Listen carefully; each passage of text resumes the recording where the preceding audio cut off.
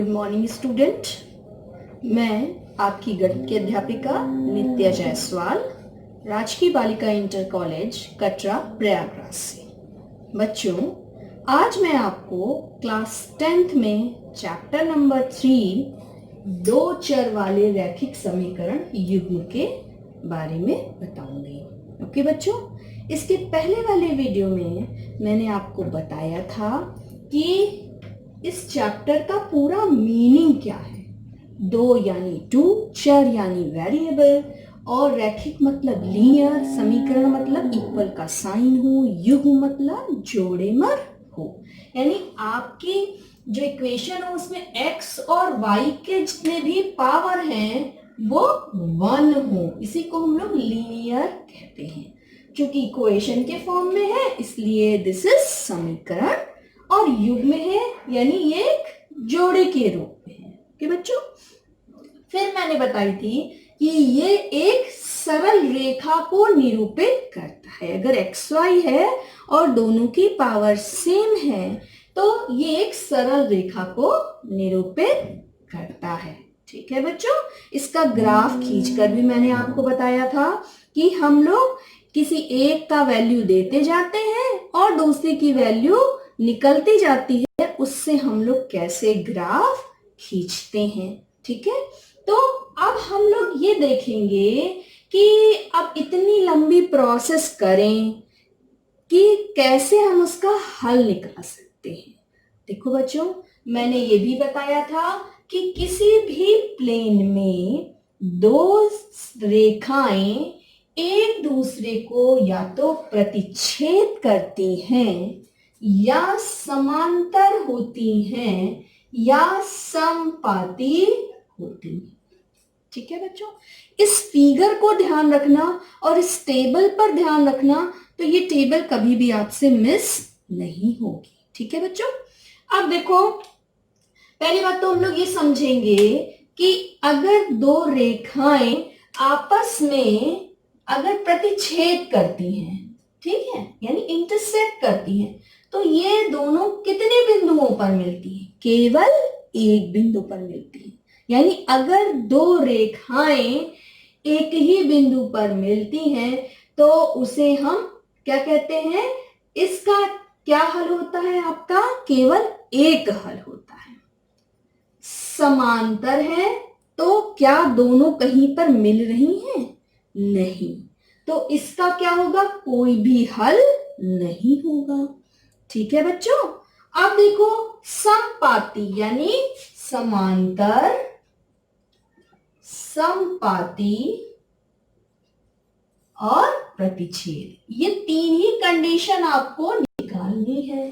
ठीक है, तो इसका एक प्रारूप बनाया गया है कि आप क्वेश्चन देखकर ही बता दें कि रेखाएं प्रतिच्छेद करती हैं, समपाती होती हैं कि समांतर होती हैं।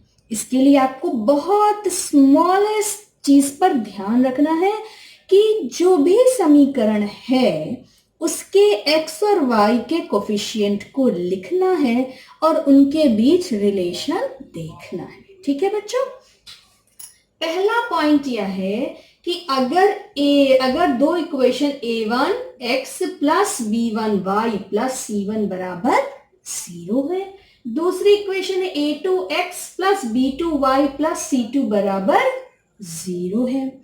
अगर इस a1 अपॉन a2 और b1 अपॉन b2 क्या होगा? रेशियो बराबर नहीं होगा, तो क्या होगा? ये रेखाएं क्या करेंगी? प्रतिच्छेदित रेखाएं कहलाएंगी। ठीक है, और केवल एक ही हल होगा जिसे हम लोग कहते हैं अद्वितीय हल। ठीक है, यानी इसको इंग्लिश में हम लोग कहते हैं यूनिक सॉल्यूशन। यूनिक सॉल्यूशन होता है। ठीक है, अब बारी आती है, देखो, जब दोनों इक्वेशन में a1 अपॉन a2 बराबर b1 अपॉन b2 बराबर c1 अपॉन c2 हो, यानी दोनों के रेशियो सेम हो, तो ऐसी रेखाएं क्या कहलाती हैं? समपाती रेखाएं कहलाती हैं। इसमें क्या होगा, देखो समपाती में क्या होगा, दोनों एक के ऊपर एक हो जाएगी, तो कितनी जगह जो है इंटरसेक्ट कर रही हैं, अपरिमित जगह से कर रही हैं। तो इसके सलूशन क्या होंगे, अपरिमित रूप से अनेक हल होंगे। ठीक है बच्चों। अब a1 अपॉन a2 बराबर b1 अपॉन b2 बराबर does not equal to c1 upon c2। इसमें क्या होगा, ये रेखाएं समांतर रेखाएं हैं, कोई हल नहीं होगा। ठीक है, यानी असंगत, देखो इसमें कोई हल दिख रहा है आपको, कोई भी हल नहीं होगा। तो इसमें क्या हो जाएगा, कोई भी हल नहीं होगा, यानी ये क्या हो जाएगा, असंगत हो जाएगा। ठीक है बच्चों। अब देखो, जब आप अभी आपके आगे के चैप्टर्स में हम लोग सरल रेखाएं पढ़ेंगे, तो आप इस चीज को समझेंगे कि ये रेशियो और ये रेशियो तीनों अगर इस तरीके से आएंगे तो वो रेखाएं प्रतिच्छेदित करेंगी, समांतर होंगी और कोइंसिडेंट होंगी। ठीक है बच्चों, ये बात आप अच्छे से नोट कर लीजिए। पहली बात कि संगत होगा, संगत होने का मतलब कंसिस्टेंट होना, यानी हमारे पास इक्वेशन के हल उपलब्ध होना, यानी हल निकल जाना, इसका मतलब संगत होना यानी कंसिस्टेंट होना। तो कंसिस्टेंट होने का मतलब क्या है कि प्रतिच्छेदी रेखा हो या समपाती रेखा हो, तभी एक दूसरे से कहीं भी जुड़ाव उसका हो रहा है। अगर देखिए किसी भी चीज का, जैसे अगर मान लीजिए, ऐसे याद रखिए कि अगर दो व्यक्ति हैं, अगर किसी काम को उनको हल निकालना है, तो दोनों अगर मिलके हल करते हैं तो बहुत आसानी से वो चीजें हल हो जाती हैं, यानी कहीं ना कहीं उनका एक जुड़ाव है, यानी प्रतिच्छेद करती, यानी यहां पर जुड़ी हुई है, या उनके कई सारे व्यूज जुड़ के नए हल को निकाल रहे हैं, और या तो क्या है, केवल एक व्यू ही कर से ही हमारे क्वेश्चन का हल निकल आ रहा है। ओके बच्चों, अब यहां पर इसको याद रखना, a1 upon a2 does not equals to b1 upon b2। प्रतिच्छेदी रेखाएं, अनेक हल, केवल एक हल होगा, यूनिक सोल्यूशन होगा, संगत होगा, और a1 upon a2 equals to b1 upon b2 equals to c1 upon c2, यानी समपाती रेखा। यानी इसका मतलब क्या है, जितने भी गुणांक है, x के गुणांक और y के गुणांक का रेशियो क्या है, बराबर आया है, तो समपाती रेखा यानी कोइंसिडेंट लाइंस हो जाती हैं।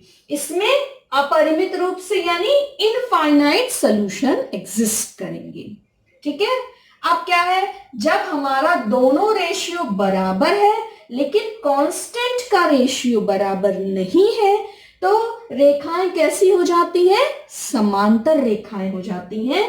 समांतर रेखा कहीं से नहीं जुड़ी है, इसलिए इसका कोई भी हल नहीं होगा।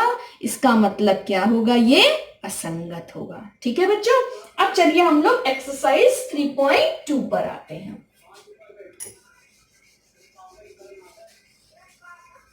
आप लोग अपनी कॉपी में एक शॉर्ट में करके हर पेज पर लिखेंगे, तो जिससे क्या होगा, आपको बार बार वो चीजें याद रहेंगी कि क्या सलूशन आएगा। चलिए हम लोग यहां लिख लेते हैं कि a1 upon a2 does not equals to b1 upon b2। तो ये क्या हमारा दे रहा है, प्रतिच्छेदी है शॉर्ट में, और संगत है, और क्या है, यूनिक सॉल्यूशन एग्जिस्ट करता है। और a1 अपॉन a2 बराबर b1 अपॉन b2 बराबर c1 अपॉन c2। तो क्या हो जाएगा, ये समपाती है और असल संगत है, और क्या हो जाएगा, अपरिमित है। ठीक है बच्चों, और लास्ट वन क्या है, a1 upon a2 equals to b1 upon b2 does not equals to c1 upon c2 में क्या है, समांतर है, और क्या है, कोई हल नहीं है। ये आप 2-4 बार जब लिखोगे तो तो आपको याद रहेगा, ठीक है ना। और कंपैरिजन कराने में आपको हमेशा दिक्कत नहीं होगी। जब आप प्रैक्टिस कर लोगे तब आपको अपनी कॉपी पे लिखने की जरूरत है। निम्न समस्याओं में रैखिक समीकरणों के युग्म बनाइए और उनका ग्राफीय विधि से हल ज्ञात कीजिए। ठीक है बच्चों, तो पहला क्वेश्चन हम लोग कैसे करेंगे, देखो इसका पहला पार्ट कह रहा है। पहले तो हम लोग इक्वेशन बनाएंगे। कक्षा 10 के 10 विद्यार्थियों ने एक गणित की पहेली प्रतियोगिता में भाग लिया। ठीक है, यदि लड़कियों की संख्या लड़कों की संख्या से 4 अधिक हो, यानी टोटल स्टूडेंट आपके पास क्या है, पहले रफ में देखो, करके देखो, टोटल स्टूडेंट क्या है 10, और लड़कियों की संख्या लड़कों से 4 अधिक है, यानी लड़कियों की संख्या, लड़कियों की यानी गर्ल्स लिख लीजिए, गर्ल्स की संख्या बॉयज की संख्या से 4 अधिक है। ठीक है, तो पहले हम लोग एक इक्वेशन फॉर्म करेंगे। ठीक, तो क्या हो जाएगा, देखो मान लिया, माना लड़कियों की संख्या बराबर x, लड़कों की संख्या बराबर y है। ठीक है बच्चों, टोटल क्लास में 10 बच्चे हैं, तो लड़कों की संख्या और लड़कियों की संख्या दोनों का सम क्या होगा, 10 होगा। तो पहले इक्वेशन क्या बन जाएगी, x प्लस वाई बराबर 10 हो जाएगी। ठीक है, अब क्या कह रहे हैं, गर्ल, गर्ल यानी x, बॉय यानी y प्लस 4 हो जाएगा। तो हमारे पास दूसरी इक्वेशन क्या बन गई, x, इसको इधर ले आएंगे तो x माइनस वाई बराबर 4 हो जाएगी। ठीक है बच्चों, तो ये आपकी इक्वेशन बन गई। तो प्रतियोगिता में भाग लिए लड़कों और लड़कियों की संख्या निकालनी, ग्राफीय विधि से हल करना है। तो ग्राफ मैंने आपको खींचकर बताया था, उस मेथड से आप इसको खींचिएगा। ठीक है बच्चों, और आप लोग इसका आंसर भी फाइंड आउट पहले कर लीजिएगा। ये कैंसिल हो जाएगा और 2x, इसके मेथड में बताऊंगी आपको। ये हो जाएगी x बराबर 7, और जो है आपका x बराबर 7 हो जाएगा, तो ये कितना हो जाएगा, y बराबर 3 हो जाएगा। ठीक, अब इसको आप ग्राफ से खींच के बताइएगा। अब चलिए हम लोग इस तरह के क्वेश्चंस पर आते हैं जो हमने अभी आपको समझाए हैं। क्वेश्चन नंबर 2 देखो,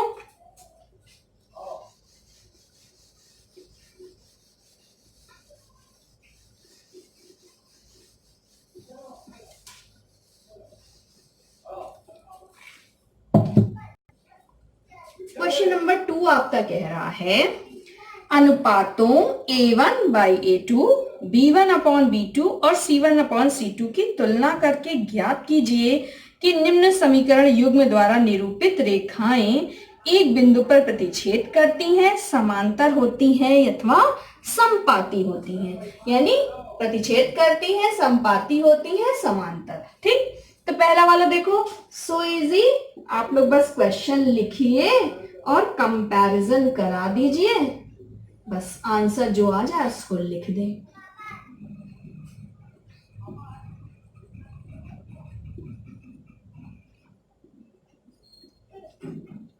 ठीक है, अब क्या है, पहले हम लोग इसको तुलना कराएंगे, किससे, हमारी इक्वेशन a1 a2 थी, तो समीकरण लिखने का थोड़ा तरीका है, उसको आप लोग लिख ले। समीकरण 1 की तुलना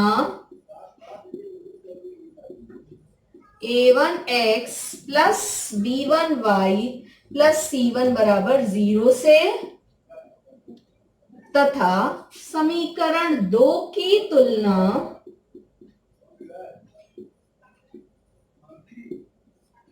a2x plus b2y plus c2 बराबर 0 से,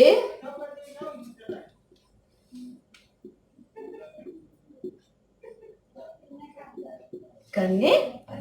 ठीक है बच्चों, अब देखो कैसे तुलना करते हैं, इस चीज का ध्यान रखना। धीरे से छोटा सा अपनी कॉपियों पे लिख लो, b1 c1 बराबर 0, a2x plus b2y plus c2 बराबर 0।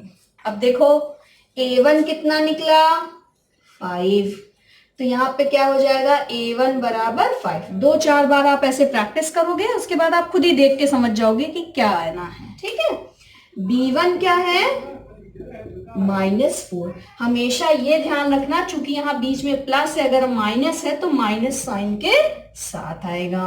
और c1 क्या हो गया 8 हो गया। इसी तरीके से a2 कितना हो गया 7 हो गया, और b2 कितना हो गया 6 हो गया, c2 कितना हो गया -9 हो गया। ठीक, अब हम लोग देखो हर केस में क्या है कि दोनों के ratio a1 a2 b1 b2 c1 c2 पहले हम लोग फाइंड आउट कर लेंगे, तो और चेक करेंगे कि कौन कौन सी कंडीशन है। a1 a2 क्या हो गया, a1 बराबर 5 और a2 बराबर 7 हो गया। b1 अपॉन b2 देखो, b1 हो गया -4 और b2 हो गया 6। इसको सिंप्लीफाई कर लेंगे, 2 दूना 4, 2 तीया 6, -2/3 हो जाएगा। ठीक, अब c1 अपॉन c2 कितना हो जाएगा 8 अपॉन -9। अब देखो सबसे पहले a1 अपॉन a2, देखो इक्विवेलेंसी तो यहां आ रही है, देखो इसको चेक करो, तो क्या a1 अपॉन a2 और b1 अपॉन b2 बराबर है? इसका मतलब ये दोनों कंडीशन तो है ही नहीं है। कौन सी बची? पहली वाली कंडीशन बची। ये क्या हो गया, a1 by a2 does not equals to b1 upon b2। तो आपके पास तुरंत क्या हो जाएगा, रेखाएं कैसी होंगी, प्रतिच्छेदी रेखाएं होंगी और अद्वितीय हल होगा। इसमें केवल आपसे कैसी होगी इसलिए पूछा है, तो आप उतना ही आंसर दीजिए, प्रतिच्छेदी रेखाएं होंगी। ठीक है बच्चों, पहले तो चेक कर लो a1 upon a2 b1 b2, अगर बराबर नहीं है तो तुरंत आपके पास पहला वाला पॉइंट चला जाएगा कि a1 upon a2 does not equals to b1 upon b2 के। ओके बच्चों, चलिए इसको लिख लीजिए, मैं इसके बाद वाले क्वेश्चन को आपको बताती हूँ। इसके सारे पॉइंट्स आप कर लीजिएगा, इसके दूसरा और तीसरा पॉइंट सेम इसी पैटर्न पर है, तो ये करीब हो जाएगा 9 2 जा 3 2 जा 12। हाँ, आपका सेकेंड वाला हो जाएगा a1 अपॉन b1 बराबर b, ये वाली कंडीशन आएगी। देखिए आप लोग बुक पे देखना, 9 दूना 18 और 3 दूना 6 और 12 दूना 24, ऐसे भी करके देख सकते हो। तो a1 अपॉन a2 बराबर b1 अपॉन b2 बराबर c1 अपॉन c2, यानी सेकेंड वन इज समपाती हो जाएगा। ठीक है, अब इसमें भी थर्ड वाले में देखो क्या आ जाएगा, 6/2 यानी 2 हो जाएगा आपका 3, और -3/-1 तो हो जाएगा 3। तो ये वाली कंडीशन है, लेकिन तीसरी कंडीशन 10/9 3 के बराबर नहीं है, तो ये क्या हो जाएगी, समांतर हो जाएगी। ठीक है बच्चों, ये आप लोग करके देखना, मैंने वर्बली आपको समझाया है, आप करके देखना। क्वेश्चन नंबर 3 देखिए,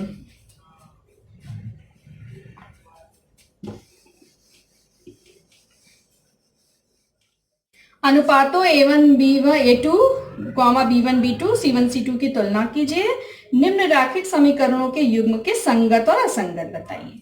तो पहला वाला देखो, एक पॉइंट में बता देती हूँ, बाकी बहुत इजी है, आप लोग करना। अब मैं पूरी कंपैरिजन लिख नहीं रही हूँ, आप लोग पूरी तरीके से कॉपी पर लिखेंगे। अब मैं डायरेक्ट फॉर्मूले पे बता दे रही हूँ। ठीक है, तो a1 क्या हो जाएगा, a1 बराबर 3, a2 बराबर 2, b1 क्या हो जाएगा 2 और b2 क्या हो जाएगा -3, और इसको हम लोग इसको लिख लेंगे माइनस, और ये 0 चला जाएगा। ठीक है, तो c1 हो जाएगा -5 और c2 क्या हो जाएगा -7। अब हम लोग a1 अपॉन a2 निकाल लें, a1 अपॉन a2 यानी 3/2, b1 अपॉन b2 2/-3 और c1 अपॉन c2 -5 -7। ठीक है बच्चों, तो देखो a1 और b2, a1/a2 और b1/b2 तो बराबर नहीं है, तो पहले ही वाला हो गया। तो क्या हो जाएगा आपका संगत, यानी रेखाएं युग्म कैसे होंगे, रैखिक युग्म, रैखिक समीकरण युग्म कैसा हो जाएगा, संगत हो जाएगा। ठीक है बच्चों, अब आप लोग एक्सरसाइज 3.2 के तीसरे क्वेश्चन तक हो गए।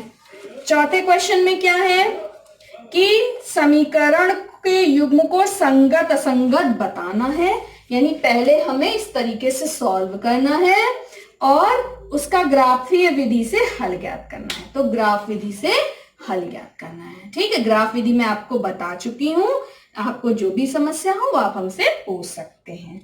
ठीक है, अब आता है क्वेश्चन नंबर 5। चौथे तक आपका कंप्लीट हो जाएगा, तो आज में आपका एक्सरसाइज 3.2 कंप्लीट हो जाएगा आपका। चलिए, shall I rub it.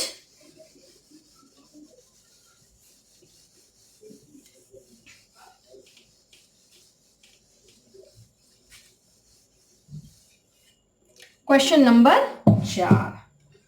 Question number 4 में, सॉरी 4 तो कंप्लीट करा दिया, 5। एक आयताकार बाग जिसकी लंबाई चौड़ाई से 4 अधिक है, इसका अर्ध परिमाप 36 मीटर है, बाग की विमाएं निकालनी है। पहले आप क्वेश्चन को समझें, क्योंकि कहीं कहीं बच्चों को कॉन्सेप्ट ही क्लियर नहीं होता है कि परिमाप क्या होता है। पहले मैं वो कॉन्सेप्ट क्लियर कर देती हूँ, फिर क्वेश्चन पर आती हूँ। ठीक है, परिमाप, इसको हम लोग इंग्लिश में कहते हैं सरकमफेरेंस। परिधि की माप, यानी परिधि क्या होती है, अगर परिधि का मतलब है एक तरीके से सीमा। ठीक है, यानी किसी भी फिगर की जो बाउंड्रीज हैं उनका सम कर देते हैं तो हमें क्या मिलता है, परिमाप। यानी उस चीज की कितनी सीमित दायरा है वही उसका क्या कहलाता है, परिमाप या सरकमफेरेंस कहलाता है। ठीक है बच्चों, तो अगर ये A है, B है, C है और D है, ये आयताकार है। आयत की क्या होती है स्पेसिफिकेशन कि opposite sides are equal and each angle is 90, यानी सम्मुख भुजाएं बराबर होती हैं और हर एक एंगल 90 डिग्री का होता है। तो ये साइड अगर L है तो ये भी L होगा, ये B है तो ये भी B होगा। ठीक है बच्चों, तो परिमाप क्या होगा, देखो अगर हम एक छोर से स्टार्ट करते हैं तो क्या यहां से दूरी कितनी हो गई L, फिर यहां से दूरी कितनी हो गई B, फिर इस C पॉइंट से D पॉइंट की दूरी कितनी हो गई L, और इस D पॉइंट से A पॉइंट की दूरी कितनी हो गई B। यानी इसको हम लोग लिख सकते हैं 2L प्लस 2B। तो फॉर्मूला क्या हो गया, 2L प्लस B। यही फॉर्मूला होता है, ये किसका फॉर्मूला होता है, परिमाप का।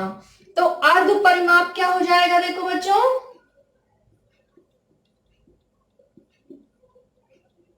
इसको आधा कर देंगे तो क्या हो जाएगा, L प्लस B हो जाएगा। L क्या होता है, लंबाई प्लस चौड़ाई।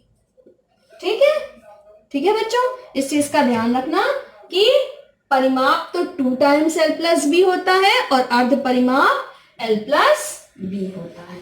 ठीक, चलिए अब हम लोग क्वेश्चन पर आते हैं। क्वेश्चन बहुत छोटा सा है, बस परिमाप के बारे में आपको इसलिए बताना था कि बच्चे कंफ्यूज रहते हैं। अगर आप एक एक वर्ड के बारे में जानकारी नहीं रखोगे तो क्वेश्चन हल करना आसान नहीं होगा। ठीक, अब देखो क्या कह रहे हैं, आयताकार बाग हो गया जिसकी लंबाई कह रहे हैं, देखो रफ में लिखोगे तो क्या हो जाएगा, लंबाई क्या है, चौड़ाई से 4 अधिक है। जहां पता है अधिक होता है वहां पर हम लोग कौन सा साइन यूज करते हैं, प्लस का। ठीक, अब हमें 2 चर लेना है तो हम लोग L को x मान लेते हैं और चौड़ाई को y मान लेते, चाहे आप l और b के फॉर्म में रख लीजिए। चलिए l और b के में रख लेते क्योंकि हमने l और b के फॉर्म में आपका निकाला है। तो क्या करेंगे, ये माना, देखिए क्वेश्चन लिखना स्टार्ट यहां से होगा, बाकी ये डिटेलिंग है। माना आयताकार बाग की लंबाई बराबर l और चौड़ाई बराबर b हो गया। ठीक, अब क्या कह रहे हैं, देखो क्वेश्चन में कि लंबाई चौड़ाई से 4 अधिक है, यानी l बराबर b प्लस 4। यहां पे लिख सकते हैं अकॉर्डिंग टू क्वेश्चन या प्रश्नानुसार, दोनों चीज लिख सकते हो। ठीक है, according to question, according to problem, ATP, ATQ कुछ भी शॉर्ट में लिख सकते हो, पूरे नंबर मिलेंगे, यहाँ नंबर कटिंग नहीं होता। l बराबर b प्लस 4 हो जाएगा। ठीक है बच्चों, एक तो ये हो गया। दूसरा क्वेश्चन, दूसरा पॉइंट क्या कह रहा है, अर्ध परिमाप 36 मीटर है। तो अर्ध परिमाप कितना है, देखो l प्लस b है, तो l प्लस b बराबर 36 हो जाएगा। ठीक, अब इसको इधर ले आएंगे, देखो l माइनस b बराबर 4 हो जाएगा। ठीक, अब हम लोग इसको सॉल्व करेंगे ग्राफीय विधि से, नहीं तो मैं इसके नेक्स्ट वाले आपके क्लास में ये बताऊंगी कि हम इस समीकरण को किस तरीके से सॉल्व कर सकते हैं। ये आपने छोटी क्लास में भी पढ़ा है, तो मैं उसको उसी तरीके से सॉल्व करके क्वेश्चन कंप्लीट करा दूं, क्योंकि 8th क्लास में आपने विलोपन विधि, समीकरण को सॉल्व करने की विलोपन विधि, प्रतिस्थापन विधि, दोनों विधियां पढ़ी हैं, तो आप उसके बारे में आपके पास की जानकारी है। तो हम लोग इसको सॉल्व कर लेते हैं। इसको हम लोग बना लेते हैं 2, इसको बना लेते हैं 3। अब देखो जब अलग अलग साइन है और सेम है तो क्या हो जाएगा, समीकरण 2 व 3 को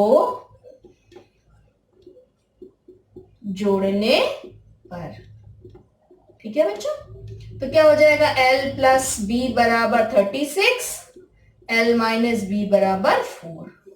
तो कर देंगे तो क्या हो जाएगा, 2l बराबर 40, तो l बराबर क्या हो जाएगा 40/2, यानी this is 20, l is 20 metre. अब एक किसी में रख दे, l बराबर 20, b ये हो जाएगा b प्लस 4 में रख दे 20, समीकरण 1 से लिख लीजिए 20 बराबर b प्लस 4, तो 20 माइनस 4 बराबर b, दैट इज b बराबर 16 मीटर। तो b बराबर 16 मीटर और l बराबर 20 मीटर। ओके बच्चों, नेक्स्ट क्लास में मैं आपको प्रतिस्थापन विधि, विलोपन विधि और एक तीसरी विधि में बताऊंगी, व्रज गुणन विधि। क्रॉस मल्टीप्लिकेशन मेथड बहुत इंपॉर्टेंट है आगे आपके मैथ्स के लिए।